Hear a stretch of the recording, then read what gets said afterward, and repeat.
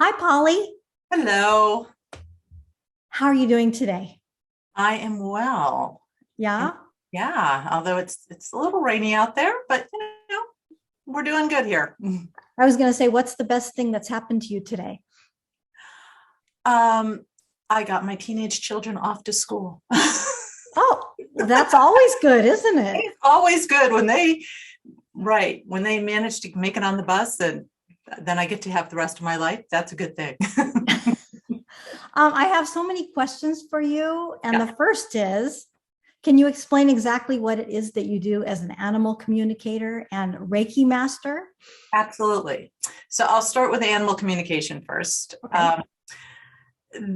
So the best way I describe animal communication is it's another form of energy work, but my experience when I'm doing it is like sending thought back and forth. And I interpret that energy as dialogue, body sensations, emotions, and pictures. So um, when I'm doing a session, um, typically people have some reason why they want to communicate with their animals, whether it's a health reason or a behavioral problem. But essentially, I kind of go through with them whatever it is that they want me to talk about so I can understand it well enough to convey it to the animals. And then I have this conversation, which is like sending thought back and forth. It's telepathic conversation, it's silent. For me, when I'm doing it, I'm not good enough at being able to remember everything as I get it. So I'm always typing it down as I get it. But then I read it back to the person. And then they've asked follow-up questions. So that's how the process works for animal communication for me. And I work with private clients. I work with veterinarians. I work with animal behavioralists and trainers. I've been doing this professionally for almost 25 years. So, Oh, that's a long time. yeah. So you can communicate with any kind of animal that I say you have an open heart to. And what I mean by an open heart is the things that block us in communication are strong emotions. So if I have fear about something, it's much harder for me to communicate with them. That becomes a block in my communication. To me, one of the sort of primal fears that I have, just at a gut level, is of snakes.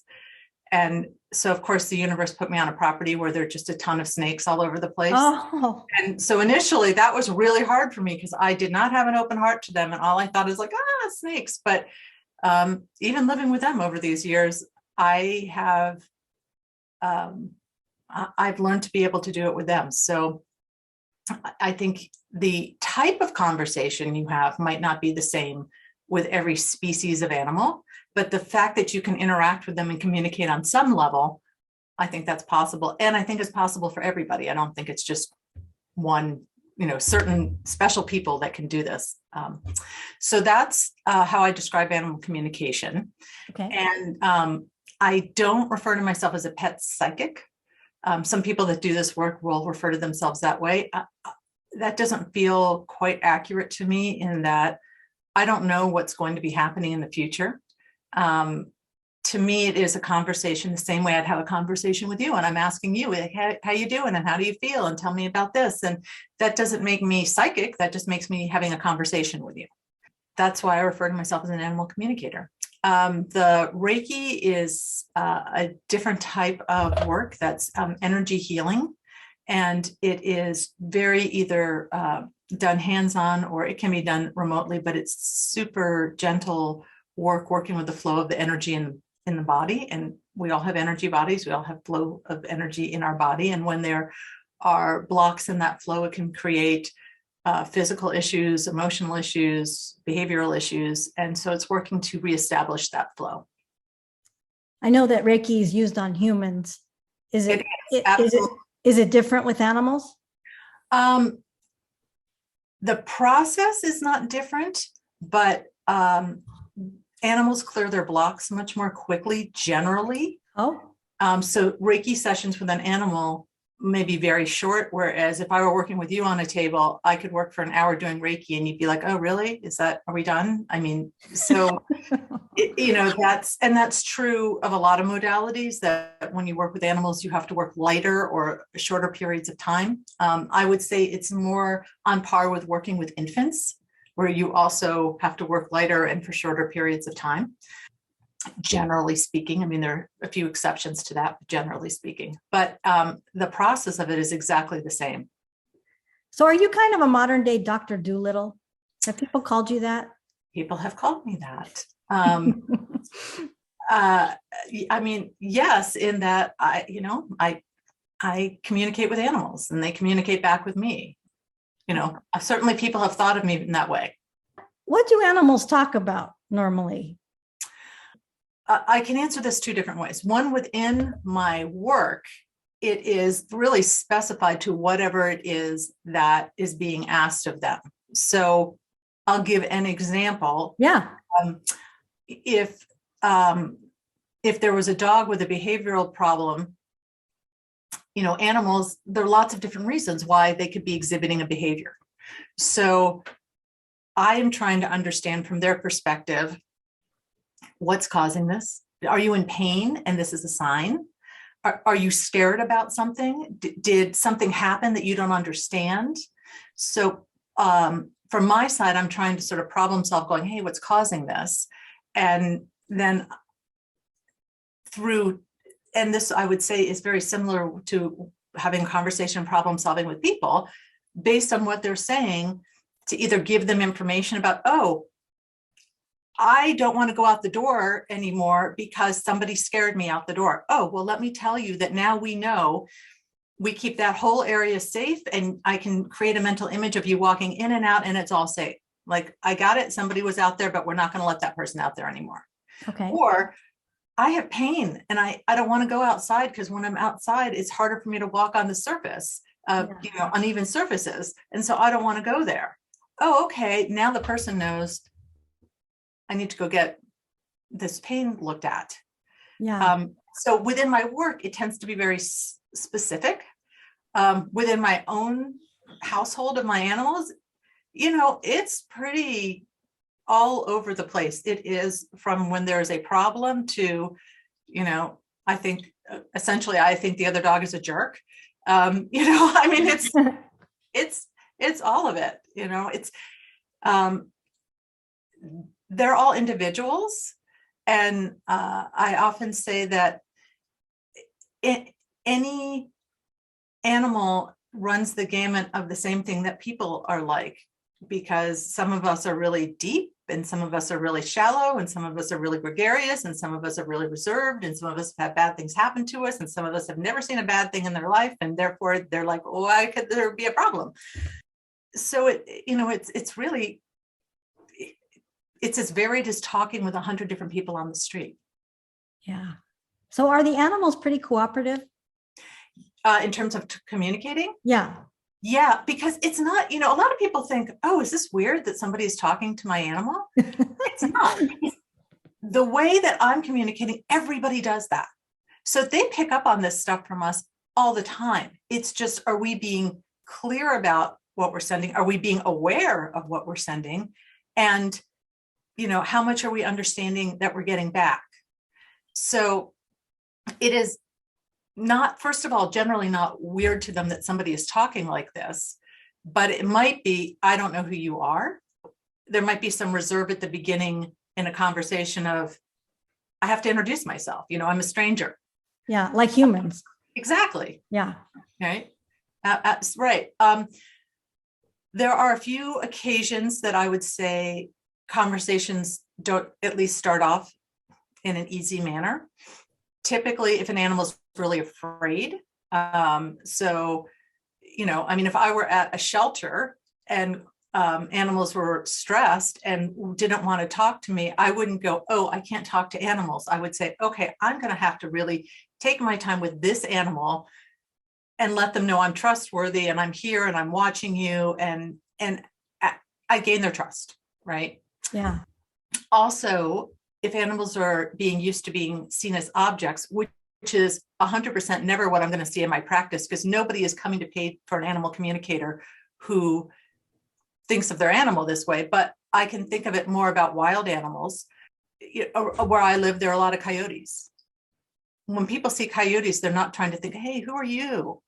They're Right. like, oh, I saw a coyote, right? And so when I see coyotes out here, it takes a little bit for me to connect with them, because they're not assuming that somebody is actually seeing them as an individual and is trying to talk with them. The third situation is if an animal is in a situation where they have to tune out a lot of what's going on around them because of the environment. So I will give an example.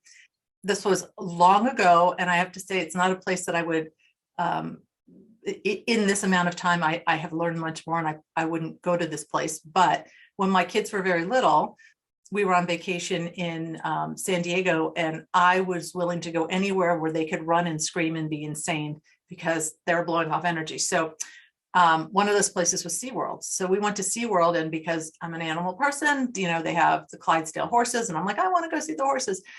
And when I went over there and tried to talk with them, I couldn't get anything. And I was like, this is weird. And I kept trying and trying. And then this light bulb went on, which is these horses have thousands of people walk past them every day. If they were open to all of this, that would be overwhelming. Yeah. I bet they're not that tuned out to their handlers, the people that take care of them, but they would have to be tuned out to all of these people walking by. It wouldn't make sense otherwise. With the exception of those kind of circumstances, animals are really open to communicating with us. And, when I teach classes in this, and I tell my students, you should assume that an animal is going to be okay talking with you, assuming that you've introduced yourself and you show yourself as being trustworthy.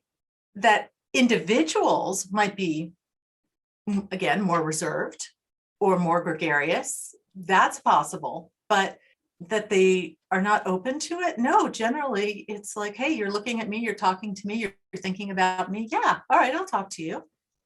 Yeah. Well, you mentioned shelters earlier, and I actually volunteer at an animal shelter. And have you communicated with a lot of shelter animals? Oh yeah. And are you able to also help them transition into their forever home if they get adopted? Yeah. So, I work with a lot of animals that come through shelters and rescues, and I have been in those, in those locations, but also within my practice, both on the side of people who, it's not, thankfully not that often, but people who have to, for circumstances, have to place their animal somewhere else for the welfare of their animal, and or more often animals that people have adopted. Yeah. Helping them understand, when I know why they had to lose their other home, then I can help them understand that. I try to reframe it in a way that helps in the transition, like they couldn't take care of you and they wanted you safe all the time. They wanted you to have somebody who could love you and take care of you and feed you every day. Yeah. But then with the people who adopt, this is something that I think is really important, is a lot of people will say, I want to know all about their past, right. Talk. And I said, I'm happy to do that. And we can get that information. But there's something that's really important here. And that is, if you hear something that is, and I'm not saying every animal that's come through a shelter has horrific abuse. I mean, they don't. They're right. Some don't. Different situations why animals come through, are rehomed or in shelters and things like that, right? Yeah. But if you heard something that, for whatever reason, was upsetting to you about their past, it's important that you don't think of them as that animal who was starved, as that animal who was hurt. It's important to think of them as, from this place, it's like the vista opens up and life is good. We move forward this way. Because otherwise you're constantly giving them the reinforcement of, I should be worried about this. This is going to happen again, as opposed to, no, things are different now. So I think it can be useful to know things from the past, to go, oh, wait, this is stressing you, or this is scaring you. Let me tell you how that's not happening here. Yeah. So I think that can be useful, but not if it becomes sort of a fixed story about how you think of that person. The same way, I'm 55. There are things that happened to me in my 20s that if somebody were still thinking, oh, well, remember when she wasn't very assertive then, and she's just a really neat person. And, oh my gosh, remember where, she just burst into tears if somebody confronted her with something. If that's how somebody kept thinking of me going forward, it doesn't allow me space to grow. That makes a lot of sense. Getting this message of, oh, I guess I am that person. And so what if these animals have behavioral issues? Can you help with that? Yes. I always think of myself as, when there's a behavioral problem, I always think of myself as a component in the solution. So again, it's, why is there a behavioral problem? If something, if they had an experience that is going to be different now, then yes, sometimes just the conversation, where I can say, hey, this is different. Let me show you how this is different. So he's no longer with me, but I had a dog that I got from a shelter many years ago, and he was terrified leaving the shelter, getting into my car. And he would walk with me on the streets everywhere, but he did not want to get into my car. And so when I asked him why, he said he lost his family because he had been in a car, and then when they got out of a car, he got separated from them. And now he was afraid of cars because he thought like cars were the bad thing. So, I just was able to explain to him that, no, this is, in this car, everything is safe, and you come home and you're attached to me and you stay with me everywhere, and that we go in and out of cars and it's not a problem. And he was willing to get into the car. Again, that's amazing. Yeah. Being able to explain stuff. I hear this so often that, like, when people want to know, how do you know this is real? I go, because there's a change in behavior, right? Yeah. Because they said there was this pain, and then the vet went and did a test and saw, oh, there's a tumor here, right? There are things that I can't explain any other way unless it's coming from them. But number one, if there is something physical going on, I can't necessarily change that behavior. What I can say is, we're going to try to get you help for that to feel better. If you didn't have this pain, how would you be? The other thing that I have no control over is the environment. So if somebody lives in a household with other people, and one person in that household says, I am willing to change, yes, we're being inconsistent, and that's confusing. And that's why the dog is having trouble learning this behavior or acting in a certain way because they're anxious. If everybody in the household isn't on the same page, I can't make that different. What I can say is, you know what? This is really confusing for them. And so they don't know how to handle this. So they're anxious, and they're trying to do the best they can. Yeah, I was just thinking about, like, 4th of July. Our Samoyed was the most anxious dog I've ever seen on 4th of July. Can this help with 4th of July fireworks? Some of it depends on the severity of it with that. And what I mean is, if there are occasional fireworks, I can certainly help them understand that, hey, you're going to hear this, but then go look to your person. And if your person's calm, you'll know it's safe. Okay. When there is the barrage of fireworks like we have around here, it's upsetting to me. So yeah, me too. In that case, I can say, hey, after this daylight, this is going to end, but I need to address that in other ways. One of my dogs is terrified of fireworks. The other two are not.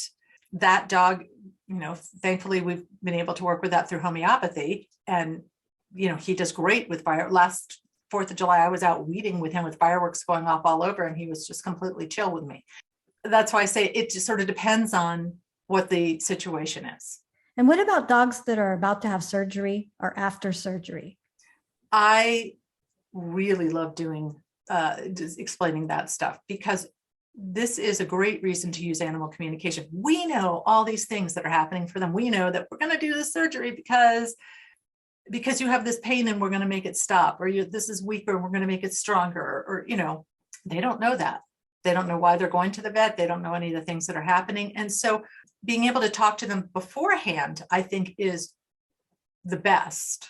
I can explain anything that's complicated but I do it by breaking it apart into small pieces. So most animals can really understand fairly complex things. They have to. I mean, they exist in their world, right? But if I'm going to explain about a surgery, first of all, before I start, I kind of think of the big picture. So I want to ask the person, what is the process? Meaning that, tell me, okay, we're going to drop them off and they're going to be staying there overnight, or they're coming home that day. And when they come home, they have to be kind of quiet for a couple of days, or this is a 6-month healing process. And if it's a 6-month healing process, generally tell me that, oh, well, at the beginning, they're going to be really contained, and then they'll get to walk on a leash, and then they get to, walk longer on a leash. And then in 6 months, they're going to be running free. I like to hear the whole trajectory, and then I break it apart into ways that make sense. So if it's an injury, I'll say, oh, we know there's this pain here, right? Show me how your body feels. Yep, you're showing me you have pain there. We want to make it so you can run and there's no pain, or, you can run and it's strong. And then I think about what it's like when they're running and it's strong. And then I break it down to do that, you need to go to the vet, and you're going to get something there that, the biggest thing is to try to explain how everything is safe, because obviously none of us, like if somebody said, hey, want to go have an operation? It's like, no, I mean, no. I always like it when people go, ask my dog why he doesn't want to go to the vet. And I'm like, ask me why I don't want to go to the doctors. I mean, so it is that, your person hands the leash off or hands the carrier off to the people there, and they are all surrounding you with safety and protection. Like that is their reason to be around you. And then they're going to give you something to sleep. And when you're asleep, they're going to touch your body to make that hurt part strong, or they're going to take the hurt part out. And then you're going to wake up. And when you are all the way awake, you'll go back to your person, or you'll stay there and the sun's going to set and rise, and then you'll go back to your person. So I'm not getting into, they're going in there and they're going to deal with this tendon and set this bone, and, they're going to be cutting, and there's no reason. They're not aware of any of that. They're not awake for it. There's no reason for that, to tell them all of those details. And then if it's going to be a long recovery, I'll start thinking about, you're going to go home, and at first you're going to be in this little contained space, but then I'll start thinking, like, if we're in the beginning of spring and the daylights are getting longer, I'll start thinking about, okay, but when the daylight looks longer, where, it's later, you have more daylight, you're going to be moving like this. And when it's summer light, you're going to be running. So we're doing this. And yes, you're in a more contained space, but the point is to get us to summer light where you're running. Then they at least understand. Then it's not as, even if there are things that they don't like about it, they understand, why are we doing this? I love your approach, and I wish that people could do this with humans. I don't want to know exactly what's going on in the surgery either. Please don't tell me. But I absolutely. When I was a 17-year-old, I had some minor surgery on my sinuses, and there was a resident. This was back in the day where you went in the night before and then you stayed overnight. So I was there, and this young resident came in, and he told me all of this stuff. He goes, you're going to feel horrible tomorrow after we slice this and do this. And I was a wreck. There was no reason I needed to know any of that. Right. Right. I agree with you. We need to send you out to work on humans too. I don't want to go on the land of human medical care. That's a whole other topic. So, are you able to find lost pets? So I do not do lost pet work, and I will explain why. Okay. People who do lost pet work must be getting information and are successful at it, must be getting information in a different way than I am. Because I have heard people who've had experiences of, oh, this person was looking at a map and they were tracking things, and I don't get information that way. It is just like having a conversation with you. So if you were lost and you said, I am out by the big road by the red house, and I know that big road and that red house, I can come find you. Right. If you say, I'm out in the woods by trees, I don't know where that is. Right. It could be anywhere. You don't know where that is. So, my feeling is, how is that helpful to anybody? So I don't do that work. I have done it occasionally. And when it's been successful, it has always been that either the person that I am talking with knows the location, or there was one time, which was pretty cool, actually. People had been out camping and their dog took off. And so she called me and I was like, oh, again, it was in the woods. And I'm like, I don't have any idea how I can figure this out. But I asked the dog, there was one big forest road that ran through. And I said, do you know how to get to the road? And he said, yes. And I said, if you go to the road when it's dark out, it was kind of getting to dusk. I said, if you go to the road when it's dark out, your person's car is going to come and pick you up. Your person will drive along the road and find you. And she did. Oh, That was because the dog knew how to get to the road. yes. If the dog was like, I don't know where the road is, I got scared, I ran, I wasn't paying attention, or I haven't seen the road in a long time, that would never have worked. Yeah. You know, Wow. So and, interesting. you know, my again, these are two dogs that have since passed, but you know, I remember a night when my oldest child was literally a tiny infant, and two of my dogs got off my property, and I was sort of beside myself and, you know, all hormonal, having just had this baby. And a friend said, I'll drive up and down the street with you, because like I could barely handle this. And I remember thinking, because when we're thinking and thinking of our animals, it's a way of communicating with them. When we're thinking about them, it's like calling their name. And I said, I bet the two of those dogs are just going to run right out in front of this car. And a second later, they come right out in front of the car. And I'm like, hey, don't do that, right? Because we would have got killed. But they understood, oh, she's in the car and she's telling us, you know, that's me. Do you talk to animals who've passed on? Yes. I think I'm always talking with their spirits, whether they're in a body or not. And the only time that I won't do a session with an animal that's passed on, people, I'm sure different communicators have different feelings about this. I'm sure people have different belief systems about this. But regardless of what you think happens to us when we pass from our bodies, some animals feel to me as if they stay around with us, you know, either connected to us or as guides for us for their whole lives or our whole lives, and we can always connect with them. I think all animals stay around us for a period of time. Some animals stay around us because they have unfinished business, and we need to help them with that. There becomes a point with me as a communicator where I may feel like I'm trying to connect with them and I'm pulling them back to a place where they don't really belong. That's not to say that animals and their owners really lose their connection. I still feel a sense of connection with every animal that's passed through my life. But even with them, there are some that I'm like, it's been so long that it doesn't feel right it feels fine to think about them, but it doesn't feel right to try to connect with them as a spirit, because it feels like they're doing something else. If somebody wants to do a session with an animal who has passed, and it's been a long time, and I mean like more than, 5 years, I will tell somebody, send me a picture of them first before, we do anything else, to see if I feel comfortable doing that session. Usually if somebody wants to do a session, there is some sort of either connection that's there, that's strong, or some unfinished business that I can still connect with them. I mean, there's some reason why this person this far out still really wants to try to do a session like this, or, a first time session like that.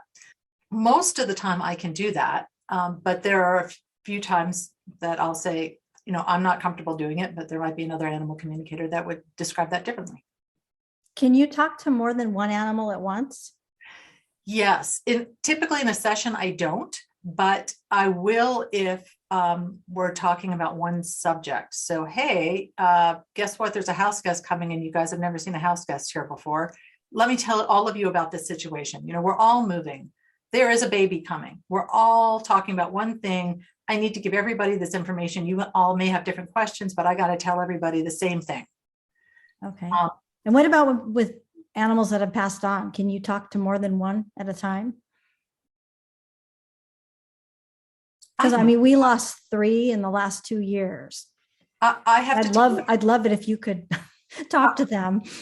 I have never tried to talk with more than one animal. That's okay. It's just, so the answer is, I don't know. I think if they were easy to reach, then the answer would probably be yes, but I've just never done it. Okay, well, I'll schedule a session to talk to one of them and we'll see if the other 2 come in. Okay. So in your classes, you are able to teach others how to communicate with their own animals? Yes. And can you speak on that about your classes? Yes. So the first thing I like to say is everybody wants to learn animal communication and do it in the hardest way possible, which is with their own animals when there is a problem. And so that doesn't mean you can't communicate with your own animals or that you can't do it when there's a problem. But if you are starting that way, there's 2 issues that come up in terms of building your confidence. One is if you ask your dog what's its favorite toy, and it shows you a red bone, a red rubber bone, then you have to go, well, I know that's his favorite toy. I see him play with it all the time. So was that just me thinking that, or was that coming from the dog, right? So that's hard to build confidence there, going, who's that coming from? The second thing is when there is a problem, we have strong emotions about it. So an example I often give is if you have a cat and you have your great grandmother's antique rug, and that cat is peeing all over your great grandmother's antique rug, you're probably going to have some strong feelings about that. Those strong feelings can make it harder to be open to communication. I can say, oh man, that's a tough situation for you. I'm really sorry, but I don't have those strong feelings about it. It's not my cat. It's not my great grandmother's rug. I'm not dealing with that smell. I don't have those strong feelings. So it's going to be easier for me initially to talk to somebody else's animal than it is to talk to my own animal in terms of building confidence and knowing that I'm being clear about what I'm sending and what I'm receiving. So to me, one of the greatest things about an animal communication class is being able to practice with lots of animals that are not your animals, so you can learn how to do this, so that when you go back to your animals, you go, okay, I get this. I understand how to do this. I understand how I'm being clear. Oh, I understand that, this is a situation where I'm not sure if that's me or the animal. So let me, if it's my projection or the animal, so let me check, because I've learned some skills about that. I believe everybody has the capacity to do this. I'm always blanking on his name when I need it, but there is a professor at a university up in Canada who's done a lot of work and research on telepathy. And he talked about how he thought that it made sense that before we had language, that would be how we communicated. And that as we developed language, we just stopped paying attention to that. That written language became how, and spoken language became how we communicated. Yeah, that makes sense. But we've all had these experiences where you're with somebody you know really well, and somebody goes, that thing, and you go, yes, and neither of you were talking about it, and then you go, oh, and yes, we're actually thinking about the same thing. We've all had those experiences. So I often use this analogy when I think about learning animal communication, because to me, it is really tapping back into what you already naturally have. And so I use this analogy of riding horses, which is some people grow up on a farm and they're around horses from the day they are born, and they have their stories about how they lay on the back of their big fat pony and read their books, and they go out with their friends with their horses just in halters and lead ropes and their sack lunch, and be out all day and just super comfortable around horses. Some people don't grow up on the farm, but they have a stable in the city, and they go and they take lots of lessons, and they get just as comfortable around that horse as the person that grew up on the farm. Some people they don't have either of those experiences, but when they go on vacation, sometimes they go on trail rides and they think this is fun sitting up on top of a horse. I like sitting on a horse and it's fun. I'm feeding it some, carrot or, and some people have either had negative experiences where they're afraid of horses or no experience with horses. And so they don't ever think about horses. They don't think, could I be comfortable with that horse or not? Because they're not trying. Right. That's how I think about animal communication, that there are people who say, I have been doing this. I've always done this. I'm not that person. I did not grow up thinking I could communicate with animals the way I communicate with them now. I felt like I knew the emotions of my dog that I grew up with, but I was very clearly told by my parents, you're putting human emotions on your dog. So, now science tells us animals have emotions, right? But then science didn't tell us that. So I was very clearly told, no, that's not right. So how did you just stumble into doing this? I should have asked you that probably a long time ago, but I just thought of it now. I was working as a mental health counselor, and I was working for this nonprofit organization, and the families that I was working with, I loved them. It was families and kids that had health issues, and I loved all of them. But it was run by this board of directors that was driving me insane. There just came a point where I said, I have to do something else, and I want to do anything related to animals. I don't care what it is, and I don't care if it's at a nonprofit that I'm making photocopies in the back. I just need to do something in the animal world. And so I went to work for an organization that's now called Pet Partners, but then was called Delta Society. And what they are probably most known for is their work with therapy animals, doing classes, teaching handlers how to work and train their dogs to be therapy dogs, to go work in hospitals or schools. And so I was there just in admin. And that was the first time I ever heard the term animal communicator. And somebody told this super cool story about how, first of all, at that place, people were allowed to bring their animals into work. And there was a woman that had this Irish Wolfhound Govney. And there was this other woman that worked there that taught Sunday school, and Govney was a certified therapy dog. And so she had asked, can I bring Govney into Sunday school with me one day? And so Govney's owner was like, sure, you can take Govney. So the owner didn't go. It was just the person that ran the Sunday school class. And so brought Govney back, Govney was really well behaved. That was all good. And then later that week, Govney's owner took Govney to an animal communicator, or had a session with an animal communicator. And the animal communicator said that Govney was really worried about this little brown-haired girl, like super, super worried about this little girl that he met with the woman that was teaching Sunday school. And so Govney's owner went back to the woman that had brought him to Sunday school. And that woman said, well, that's really interesting, because Govney was glued to a little girl with brown hair. And later that week, she was removed by CPS for living through really egregious abuse in her home. And my first thought was, that's an amazing story. And if an animal communicator talked to my animals, they would say, she tells us to shut up all the time and her house is a mess, right? Like, it would not be this great, they would just rat me out for like all of, my bad behaviors. But I was fascinated by it. And just because it's relevant to the story, I have a hearing issue. And so I have a service dog when I'm in very loud places to be able to help me distinguish, in particular, emergency sounds, sirens, people calling my name, because I can't distinguish it out. And so I had my service dog at the time was this Australian Shepherd, Zoe, who was impeccably trained. I mean, I've trained all my service dogs, and this was before I had kids and before I was in my business. And so I had a lot of time to put into training this dog. So when I say, if I told her, to stay, she wasn't moving.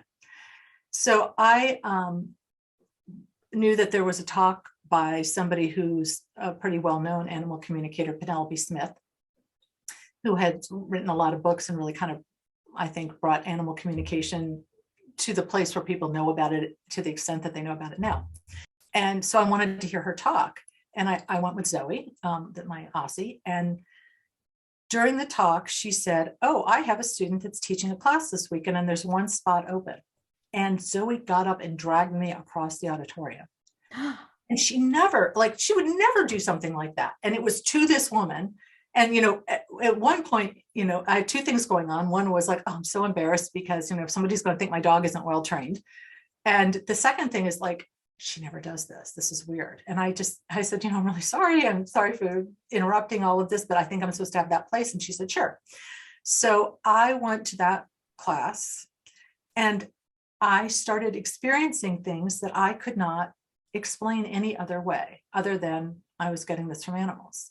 And I'm going to say that I have a pet peeve of people saying, I had this life-changing experience in this one day, and because it's like, yeah, well, we'll wait a couple of weeks and see if you still changed, right? But it was like somebody just turned on the light and I said, this is really interesting. And I started playing around with, other animals that were in my life to see if I could confirm anything. And then I had a dear friend who was a veterinarian and she let me come and I just said play in her office where she knew things about the animals and I didn't. And it was as if the universe said, here's your path. And everything opened up for me to be able to learn and practice more. So wow, that's a story. Stumble on it. Yes. And if somebody said, how did you set your business up? I would say, I don't know. I don't think I could do it again because, there is no plan. It just unfolded. And I don't understand how anybody found me. I barely ever, initially I didn't advertise and it was all word of mouth. And here I am all these years later. How inspirational. I feel very fortunate that I say I do work that really sings to my soul, that, I certainly get tired of running a business, the business aspects of it, but I never get tired of my work. And then, so back to the classes. Yes. Tell me about your classes and what you offer. So, I offer a introduction to animal communication class, which is designed for people that you can have zero background in this. Certainly there are people who have taken other classes before. At this moment, I have switched in how I'm teaching them. I used to teach them in person and they were 2 full days on a weekend. And then, when COVID hit, I had known for a long time that I also wanted to teach online to be able to offer it to people that weren't local. But I had technology phobias about trying to do anything that way. And so I was dragging my feet and then COVID came along and I said, okay, you can't drag your feet. And then one wise friend said, you can get somebody else to handle the technology. And I was like, oh, well, I can teach if I don't have to do that part. So now I have these classes that I'm actually really enjoying teaching this way, because instead of it being 2 full long days, it is 7 classes that are 2 hours each. And each class is broken up into a particular skill that we learn. And then we meet twice a week so that people have some time to think about it and play with it and come back with questions. And you're not inundated with a whole lot all at once. Yeah. So do they have are they required to have an animal with them? You're not required to have it. You're still practicing with everybody else's animal. Animal communication, because it's energy work, it's not limited to proximity to the animal. The way that you're connecting is through energy. So what you need to know is who it is that you're putting your focus on. Right. So I have 2 answers to your question. Okay. One is, do they have to have an animal? And then the other is, well, how does this work if we're not all together? Yeah, right. So first of all, if you're working with an animal at a distance, I will say it's the same thing as working with an animal in person. It is, who am I putting my focus or intention on? If it is an animal that I know, I can just think about that animal. Like, oh, I'm thinking about my dogs running right out in front of the car. I'm just thinking about them, right? Yeah. If it's an animal that I don't know, I need something that tells me how to focus on them. So if you're my next door neighbor and I know your goat Billy, then I can just think Billy, right? But if you told me, hey, Polly, I have a black female lab, she's 8 years old, I don't know who that is. So then I need a picture. And so the picture, I'm not talking to the picture, but the picture says, this is the animal that I'm trying to put my focus on. And so what's interesting is that when I did teach classes in person, the first day, we always worked with pictures. We didn't work with live animals. And then the second day, we worked with live, animals that were physically present. The animals that you worked with live, were they the ones who the pictures were of the day before? No. Oh, okay, completely different. The animals of the pictures would be the students' animals. The animals that were in person were my animals. I see. For two reasons. One, for insurance purposes, I needed to know that these are solid animals and nobody's going to be hurt. And, the second reason is because if somebody brings their own animal into class, it's so easy to get distracted by taking care of your own animal and not paying attention in class. So they were my animals, or I taught at a farm and they were the farm animals. Yeah. So you come to a Zoom call. I come to a Zoom call. Are you going to show me a picture of an animal to concentrate on? I am going to send you ahead of time a sheet that has all of the students' pictures that are in class and all of those students' animals, so that anytime you get to practice, you break out into a breakout room with that person. You already have pictures of who, it's this animal that I'm trying to work with. So you already have that picture. Okay, I get it. And so, but what I was getting at is what was interesting is when I taught in person, when we worked with, many people are like, well, I don't get how I do this with a picture. Then they do the first day of class and they're working with pictures and they're getting all sorts of information. And then the second day we have animals that are in person where everybody thought that's what'll make it easier. And people started struggling. Oh, because when you're working with a picture, guess what? That picture doesn't move, so it's not distracting. When you're working with an animal in person, here I'm trying to have a conversation with you, you're trying to have a conversation with me. I'm the animal. Now I'm looking over here. I'm looking, right. I'm sitting, I'm scratching them. Hey, I just picked up a toy over there. Now I'm playing with the toy. That animal could have been doing it when you were looking at the picture, but you weren't distracted by it. In terms of how we work doing animal communication, I teach people that you move into what I call a soft eye focus, which is a slightly meditative focus. And then what they are doing physically doesn't matter, because what they are doing physically is looking at a hard eye focus. It's both of these things are very important. If there's an injury, I want to see a gait, a hard eye focus is all the lab tests and the physical, range of motion and all of that. But when we're doing animal communication, we're actually trying to connect on a different level. So all of that physical stuff that you would see doesn't matter. So that's why it's always interesting to me when people have this light bulb of going, oh, yes, I can do this with a picture. And as a matter of fact, on day 2, I often tell people, go take a picture on your phone and then go away from the animal and try to have a conversation with them. They're like, oh my gosh, this is so much easier, because when I'm sitting staring at them, they're like, oh, but they were eating, or they looked like they were annoyed at me, and I'm just like, really? Were they annoyed at you in the picture? You weren't focused on that. That's why proximity doesn't matter. And that the more you do this, the more, for me, like I can tune out a lot of physical stuff that's going on. When I have clients in my office, the dogs could be barking or looking out the window. I can tune all of that out, but that takes practice. Yeah. So initially you want the least amount of distractions that you can have. Yeah. And so you teach these classes, is it once a week for 2 hours or twice a week for 2 hours? 2 hours. And it's, so you get through it in a month. Yeah. Okay. It's like 3.5 weeks or something like that. Right. Yeah.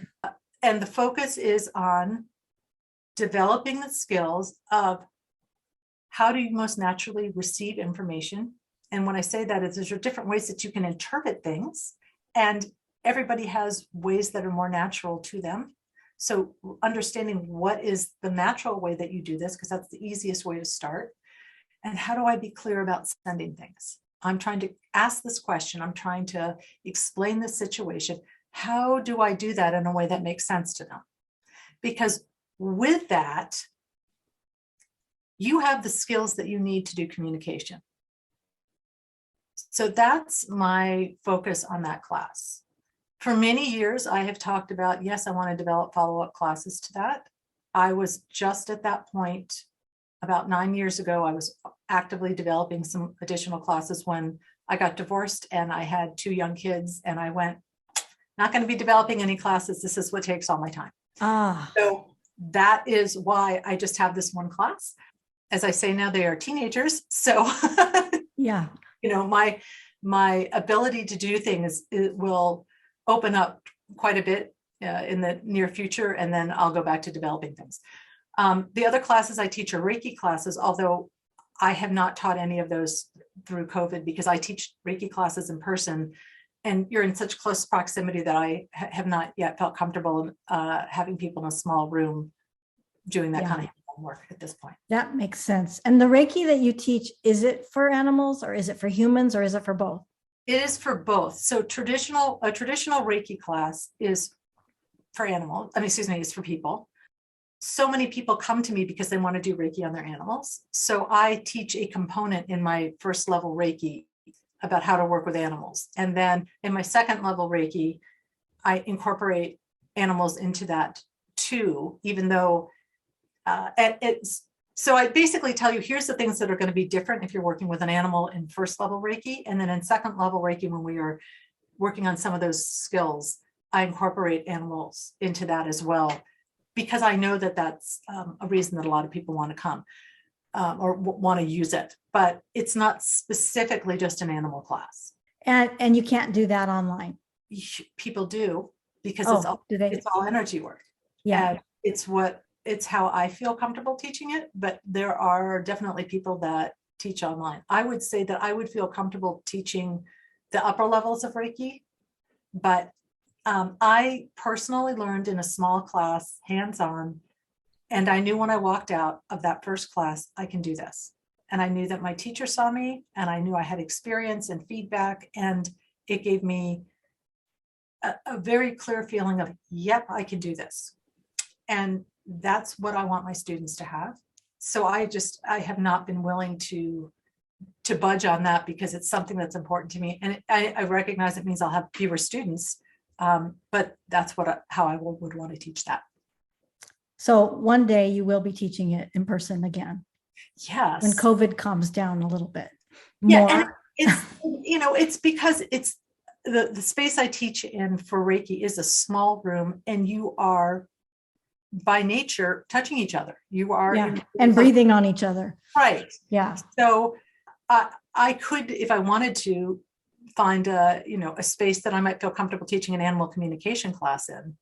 But you can have, more spacing with that. You can have, you could be in the summer in a covered arena, lots of air, and then I'd be like, that's fine, Yeah. So, but I know everybody has their comfort levels with that, and it's like, well, this is mine. So exactly. So where can people find you? Well, the easiest place is to go to my website, which is, I'll say it, but I'm going to spell the business name. It's Tonglen Healing Arts.com. So the Tonglen part is T as in Tom, O, N as in Nancy, Glen, which is a Buddhist breathing meditation. So Tonglen, and then healingarts.com. Although if you type in Polly and Animal Communicator, you're going to get to my website. You can find me on Facebook, both under my name and also under my business name, tonglenhealingarts.com, or Tonglen Healing Arts for animals. Okay. But it's, I do feel sorry. There is another Polly Klein out there who does something totally unrelated back east. And I think I have done such a good job of getting my name on the internet. And I always think, oh, this poor woman. They call her asking if she's an animal communicator. Right. Exactly. Yeah. Okay, well, I will include all of that in the show notes. All right. Is there anything that I didn't ask you that you want to mention? No, I mean, this has been just a delightful conversation. I have really enjoyed it. I think you've given me great opportunity to explain how I work, and more importantly, that everybody can do this. Yeah. That's the thing that I hear over and over with people when I first worked with them, which is I thought some of these things, but I didn't know if that's really what I was getting from my animal. And I'm like, yes, you are getting this from your animal. Yes, they do understand these things. I mean, I don't have a horse at this point in my life, but I just always used to crack up when people would say to me, it's like my horse can hear what I'm thinking. And I'm like, because your horse can hear what you're thinking. Not every single detail.